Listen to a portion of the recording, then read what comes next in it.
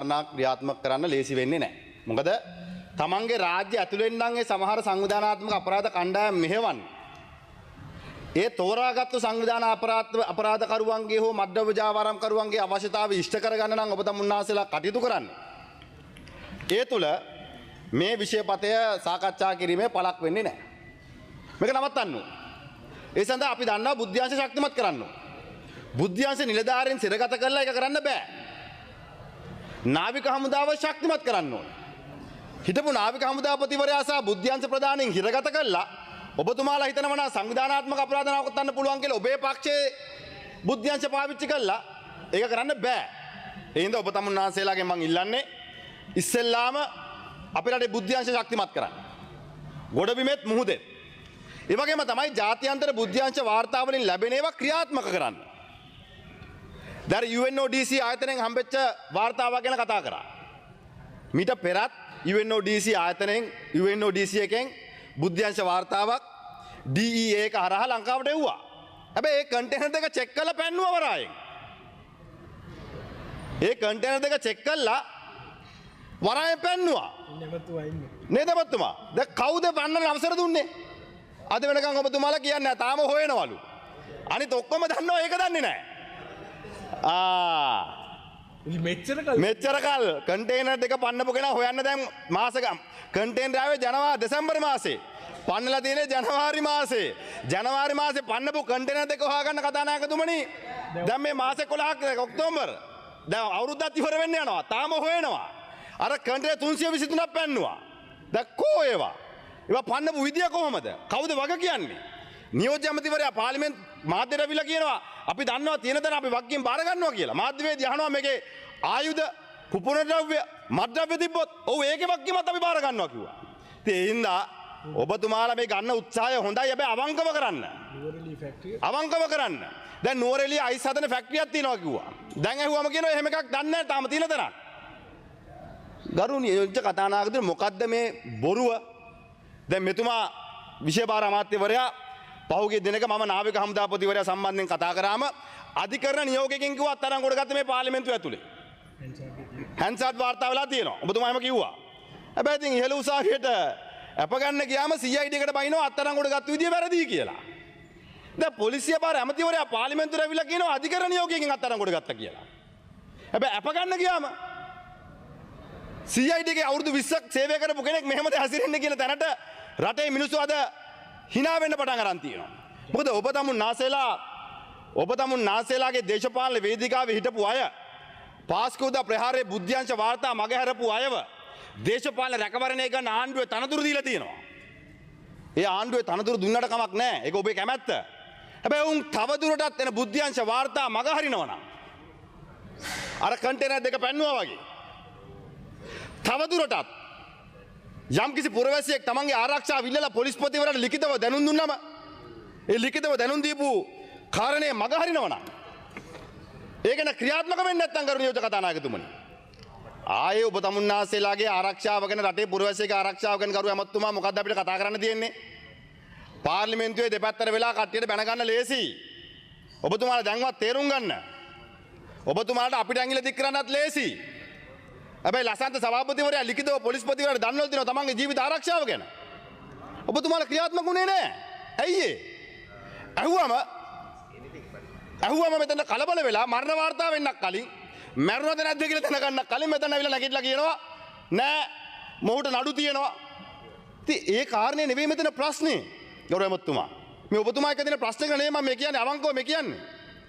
අපි යථාර්ථය තේරුම් ගන්න ඕනේ නියෝජ්‍ය කතානායකතුමනි. අධිකරණ භූමිය ඇතුළට ගිහිල්ලා නඩුකාරවරිය ඉදිරිපිට ඝාතනය කරන පුද්ගලෙක්ව අධිකරණය ඇතුළේ ප්‍රාදේශ සභාවක සභාපතිවරයෙක් ඔහුගේ ඉතිහාසය පිළිබඳව ඔහුගේ ක්‍රියාකාරකම් ඔබතුමාලා වෙනම ගණනදෙනු කරගන්න. හැබැයි ඒ පුද්ගලයාව ඝාතනය කරනවා මහජන දිනේ වාඩිලා ඉද්දී. මහජන දිනේ. අපි කියන්නම්කෝ වෙලාව ආවම කවුද කෝල් කරේ කියලා. කවුද නීතිඥවරු කියලාත් අපි කියන්නම්. ගරු ඇමතුමා කරුණාකරලා ඔබතුමාගේ මගේ අතර ප්‍රශ්නයක් නැහැ. මම මේ අවංකව ඔබතුමාට කියන්නේ. ඔබතුමා සද්ද නැතුව අන්න කියන දේ අහගන්නකෝ. ඔය දැන් ඔන්න දැන් අහගත්තනේ. අන්න කියන්න. මෙතුමා ඉතින් ඉස්කෝලේ ගිහලා ඉගෙනුවේ නැතුනට වෘත්ති සමිති කරලා පුරුදු වෙන්නේ. ඔයා උත්තර දෙන්නකෝ. හැබැයි ඔබතුමාලා මොකද්ද කරන්නේ? අපි ඔබතුමාලාගෙන් ඉල්ලන්නේ ආණ්ඩුවේ රැකවරණයේ සහිතව සංවිධානාත්මක අපරාධකරුවන්ට ක්‍රියාත්මක වන්න ඉඩ තියන්න එපා. ඒක කරන්න එපා. එක කණ්ඩායමක් ක්‍රියාත්මක කරනවා තව කණ්ඩායමක් අත්අඩංගුවට ගන්නවා. එහෙම කරන්න එපා. ඒ කරන කාරණය තුල මේ රටේ ජනතාවට සාධාරණයක් වෙන්නේ නැහැ. මටත් ළමයි ඉන්නවා කරු නියෝජක කතානායකතුමනි. අපි විශ්වාස කරන මධ්‍යමයේ නතර වෙන්න ඕනේ. නවත්තන්න ඕනේ. අපි එදා ක්‍රීඩාව ප්‍රවර්ධනය කරේ සංස්කෘතියට කලාවට දරුවෝ ගෙනාවේ මතෙන් ඈත් කරන්න. හැබැයි ඒකටත් ඔබතුමාලා බැන්නා. බේබිලා රේස් පදිනවා කිව්වා ඒ කාලේ. ඒකටත් බයිනවා. හැබැයි ඒකට කමක් නැහැ. මේ වැඩපිළිවෙල කරන්න. හැබැයි කරන අතරේ සංවිධානාත්මක අපරාධ කරුවන්ට ආරක්ෂා කරන්න ලෑස්ති වෙන්න එපා. දැන් ඔබතුමාලගේ නීතිය ක්‍රියාත්මක කරන ආකාරය බලනකො පොලිසියේ දෙක පැත්තකේ පිල්ලයන් අතරංගුඩ අරන් ඉන්නවා. ඇහුවම කියන්නේ පාස්කෝර්ද සම්බන්ධයෙන් කියලා. හැබැයි යාගේ ඩීఓ එකේ පාස්කෝර්ද ගැන සඳහන් වෙලා නැහැ කරු නියෝජක කතානායකතුමනි. ඩිටෙන්ෂන් නෝඩ් එකේ තුන් පාරක් ඒක දීර්ඝ කරානේ රැඳුම් නියෝගේ. ඒ රැඳුම් නියෝගේ පාස්කෝර්දාවක් ලියලා නැහනේ. හැබැයි මාධ්‍යට කියන්නේ පාස්කෝර්ද කියලා. මාධ්‍යට කියන්නේ. අනිත් පැත්තෙන් මිද්දේනිය කාරණේ සම්බන්ධයෙන් ඔව් ඔබතුමාලා ඩීఓ ගැහුවා. හැබැයි පුවක් දණ්ඩාවේ අල්ලපු එක්කෙනා අර කිලෝ 850ක් ගොඩබිම යහුනේ කරු නියෝජක කතානායකතුමනි. අර කිලෝ 850ක් ගොඩබිමේ තිබිලා වුණේ. පුවත් දණ්ඩාවේ අපේ ගමේයත්. පුවත් දණ්ඩාවේ සනාද කවුද? පුද්ගලයෙක්. හැබැයි ඒ අයට රැඳුම් නියෝග නැහැ. ඒ අය සාමාන්‍ය නීති යටතේ යන්න ඕනේ. දවසෙන් රිමාන්ඩ් කරා දැන් යනවා. ඉතින් නඩුව යයි මාස 6ක් 7ක් යයි රස පරීක්ෂක වාර්තා නැහැ. දැන් ඔබතුමාලා මිද්දේනේ රස පරීක්ෂක වාර්තා පැය 24න් ගෙනාව කිව්වනේ. අධිකරණ ඇමතිවරයා නැහැ හිටියනම් හොඳයි. අනේ ගරු නියෝජක කතානායකතුමනි මිද්දේනිය පැය 24 රස පරීක්ෂණ වාර්තා ගත්තා වගේ අර බන්ධනාගාරේ 30 40000ක් ඉන්නවා. හිර වෙලා. හරි අමාරුයි. රස පරීක්ෂණ වාර්තා එන්න නැතුව බර විශාල ප්‍රමාණයක් අසරණ වෙලා ඉන්නවා. අවුරුද්දක් දෙකක් රස පරීක්ෂණ වාර්තාවක් යනවා. අර මිද්දේනිය වාර්තාව ගත්තා වගේ ගන්නකො එකක්. හැබැයි ඔබතුමාලා ඒවට මහන්සි වෙන්නේ නැහැ. දේශපාලනික වශයෙන් තමන්ගේ නොහැකියාව වහගන්න. තමන්ගේ බැරිකම වහගන්න. තමන් දන්නේ නැතිකම වහගන්න විපක්ෂය මර්ධනය කරන්න ඔබ තමුන්නාසලා ලෑස්ති වෙනවා. මම දැක්ක දැන් කතා කරන අය අර ගාල්ලේ වෙඩි තැබීම සම්බන්ධයෙන් විපක්ෂයේ මන්ත්‍රීවරයෙක් මාම කෙනෙක් ගැන කිව්වා. ඉතින් ඒ මාමා කසාද බඳින්න කලින් හිටපු දේශපාලන පක්ෂයත් හොයාගන්නකෝ. කාටද වැඩ කරේ කියලා හොයාගන්නකෝ. Honorable Nama Rajapaksa, you have 2 more minutes. බොහොම ස්තුතියි. කාටද වැඩ කරේත් කියලා හොයාගන්නකෝ. එතකොට සමහර විට ඉස්සරහා පේලිය හුඟක් අයගේ වත්කම් බැරකම් අලුතෙන් දෙන්න වෙයි. මොකද ඒව ගැනත් අපිත් බලාගෙන ඉන්නේ. අපි වෙලාවට ඒවා දානවා නියෝජක කතානායකතුමනි. හැබැයි අද ඒක වෙලාව නෙවෙයි. ඉතින් ඔබතුමන්නාසලෙන් අපි ඉල්ලන්නේ කරුණා කළා. මොකද ඔබේ ආණ්ඩුවේ ඔබ තනතුරු දීලා තියෙන පොලිසියේ සමාන නිලධාරීන් අවංක නිලධාරීන් ඉන්නවා කරු නියෝජක කතානායකතුමනි. අවංක නිලධාරීන් ඉන්නවා. හැබැයි සමහරු හරීම පහත් විදිහට දේශපාලනය කරනවා. පහත් විදිහට. අපි දැක්කම ආරම්භිට ඕවසි මහත්තයාට එක වෙලාවකදී කියනවා නාමල්ගේ ගෝඨබේගේ නම කියන ප්‍රොමෝෂන් දෙන්නම් කියලා. කළුතර ඕවසි මහත්තයා අනිත් වෙලාවෙ කියනවා තවත් පුද්ගලයෙක්ගේ නම කියන්න නාවික හමුදාපතිවරයාට විරුද්ධව සාක්ෂි දෙන්න අපි බේර ගන්නම් ප්‍රොමෝෂන් දෙන්නම් කියලා. ඒ අතර ඇමතිවරයා ඇවිල්ලා පාර්ලිමේන්තුවට කියනවා ප්‍රොමෝෂන් දෙන බලය පොලිස් කොමිසමෙන් පොලිස් ප්‍රතිවරයාට දෙන්න කියලා. මොකද්ද මේ ක්‍රමවේදය? ඒ ඔබ තමුන්නාසලා අවංකව මේ රටේ මත්ද්‍රව්‍ය අල්ලන්න ඕනේ. දරුවන්ව මතෙන් බේර ගන්න ඕනේ. ඒකට පුනරුත්ථාපන කඳවුරු කීයක් ඔබ තමුන්නාසලා තහවුරු කරලා තියෙනවද? අදට 5000කට අඩු ප්‍රමාණයක් තමයි මේ රටේ පුනරුත්ථාපනය කරන්න පුළුවන්. ඒක වැඩි කරන්න මොකද්ද විකල්පේ? ඒ දරුවන්ව රැකියාගත කරන්න මොකද්ද විකල්පේ? ඒ දරුවන්ගේ මානසිකත්වය ශක්තිමත් කරන්න මොකද්ද විකල්පේ? ඔබ තමුන්නාසලා විකල්ප හොයන්නේ නැතුව ඒ දරුවන්ව එකකින් ඈත් කරගන්න මේක ඇතුලේ දේශපාලනය කරන්න ලෑස්ති වෙනවා. ගරු නියෝජ්‍ය කතානායකතුමනි පැහැදිලිවම මේ දරුව පුනරුත්ථාපනය කරන්න ඕනේ. මද්දවට ඇබ්බැහි වෙච්ච අය. හැබැයි ඒකෙදි තව විනාඩියක් මට දෙන්න ගන්න නියෝජ්‍ය කතානායකතුමනි. ඒකෙදි ඔබතුමාලා මතක තියාගන්න.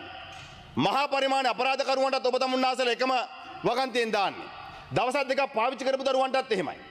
විකුණුන අයටත් එහෙමයි. බෙදා හරින අයටත් එහෙමයි. අවසානයේ අහිංසක ළමෙක් එකපාරක් දෙපාරක් මේක පාවිච්චි කරලා අහුවෙලා රිමාන්ඩ් වුණාම එළියට එන්නේ මත්ද්‍රව්‍ය ජාවාරම්කාරයෙක් වෙලා. ඒක කරන්න නෙවෙයි. ඒකට අවශ්‍ය නීති ගේන්න. පුනරුත්ථාපන කඳුරු ශක්තිමත් කරන්න. ඒකට අවශ්‍ය වැඩපිළිවෙලක් හදන්න. හැබැයි ඒ වැඩපිළිවෙල හදන්න නැතුව කරන නියෝජ්‍ය කතානායකතුමනි ඔබතුමාලා සංවිධානාත්මක අපරාධකරුවන් පාවිච්චි කරලා තමන්ගේ දේශපාලන වාසි ගන්න උත්සාහ කරනවා. වැලිගම සිද්ධිය සම්බන්ධයෙන් මට එක විනාඩියක් දෙන්න. වැලිගම සිද්ධිය අද ඊ ආරම්භ වෙච්ච එකක් නෙවෙයි. ඊට පෙර ඉඳන් වැලිගම සභාව හදන තැන ඉඳන් ප්‍රශ්න ඇති වුණා. පොලිසිය පැමිණිලි කරා. පොලිසිය ගියා දෙන්නේ කතුරුදහන් වුණා කියලා බීච් එකේ ඇවිදින්න ගිහිල්ලා අහු වුණා. වෙඩි තියලා අහු වුණා ඔබතුමන්ලාසගේ ප්‍රාදේශීය මන්ත්‍රීවරයෙක්ට. ඔහුගේ හඬපටයක් තියෙනවා අපේ පක්ෂෙම මේක කරා දන්නේ නැහැ කියලා. මේ මම කියන එක නෙවෙයි යා. එතුමාම කියන කාරණයක්. ඒක මාධ්‍ය සාකච්ඡාවකුත් තියලා තියෙනවා. හැබැයි එහෙම තියෙද්දි ඔබතුමාලා නීතිය ක්‍රියාත්මක කරාද? ඔබතුමාලා නීතිය ක්‍රියාත්මක කරන්න මහන්සි වුණාද? ඔබතුමාලා නීතිය ක්‍රියාත්මක කරන්න අඩු ගානේ උනන්දු වුණාද? එහෙමවත් නැහැ කරු නියෝජ්‍ය කතානායකතුමනි අවසානයේ මහජන දිනේ ඇතුළට අවිල පිටි තියලා ගියා. මතක තියාගන්න මේ 159 දෙනා මහජන නියෝජ්‍ය දින කරන්න නැති වෙන්න පුළුවන්. ඔබතුමන් සාසලා කරන මහජන දින අදාළ නැති වෙන්න පුළුවන් ඔබේ දේශපාලන න්‍යාය පත්‍රය ඇතුලේ. මේ අපි මහජන දින කරනවා. අපිට වෙඩි තිබ්බත් අපි කරනවා අපිට ගැහුවත් අපි කරනවා අපේ ගෙවල් ගිනි තිබ්බත් අපි මහජන දින කරනවා.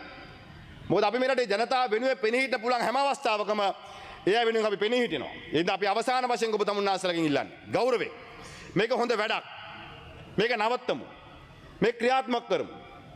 අපි පක්ෂයක් විදිහට අපේ පක්ෂේ නාම යෝජනා දෙනකොට ඔහු සංවිධානාත්මක අපරාධ වලට මද්දව වලට සම්බන්ධ නැද්ද කියන කාරණේ පිළිබඳව අපි පොලිස් වාර්තාවක් ගන්න. ඔබතුමාලත් එක ගන්න. අපේ අපේක්ෂාව ගැන හොයනකොට ඔබතුමාලගේ ඥාතීන්ටත් උපදෙස් දෙන්න. දැන් මෙතන අපේ විපක්ෂ අපේක්ෂකයාට උපදෙස් දෙන්න කිව්වනේ. ඒ හින්දා ඉස්සරහා පේලියේ මැද පේලියේ පිටිපස්සේ පේලියේ වාඩිලා ඉන්න තමන්ගේ නෑදෑයන්ටත් උපදෙස් දෙන්න මේවෙන් ඈත් වෙන්න කියලා. මොකද අපි පෞද්ගලික දේවල් පාර්ලිමේන්තුවේ කතා කරන්න ලෑස්ති නෑ කරු නියෝජ්‍ය කතානායකතුමනි. ඒ හින්දා අවංකව කරන්න. හැබැයි ඔබ තමුන්නාස්සලාගේ මම ගෞරවයෙන් ඉල්ලනවා. රාජ්‍ය අනුග්‍රහය යටතේ සංවිධානාත්මක අපරාධ කරුවන්ට හැසිරෙන්න ඉඩ තියන්න එපා. එහෙම වුණොතින් නැවත වතාවක් මේ රාජ්‍ය බිඳ වැටිලා ත්‍රස්තවාදී රාජ්‍යයක් බවට මේ රාජ්‍ය පත් වෙනවා කියන එකත් මතක තියාගන්න.